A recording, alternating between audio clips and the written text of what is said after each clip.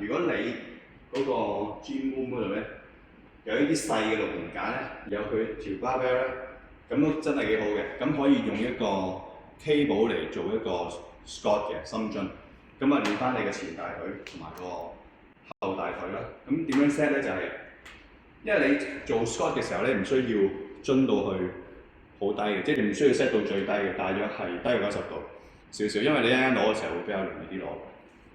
咁我哋就係揾翻條長桿啦 ，set 翻低少少啦，可能 set 到around 係低過你個膝頭哥，因為你攞嘅時候有啲難攞嘅，如果你 set 得太低。咁之後 set 好條桿之後咧，你就埋嚟咯喎。之後咧攝個身埋先，攞翻個中間位置，係啊，攞翻個中間位置。之後咧硬起個身，硬起個身，係啊，中間啱啱喺個中間位下。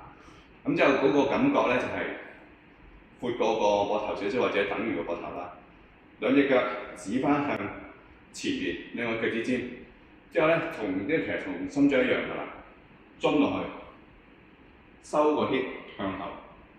之後咧微微挺胸，上，係啦，穩定地上，係啦，褪 hip 啊，記得褪 hip， 都係接個 hip 埋嘅。咁佢有咩好咧？佢同一般鐵餅嘅深蹲唔同嘅。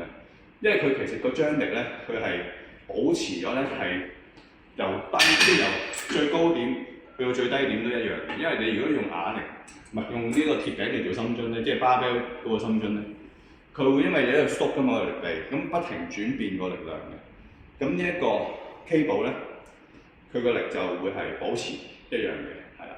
咁最主要係教翻大家點樣去 set 咯，個 setting 咯。OK。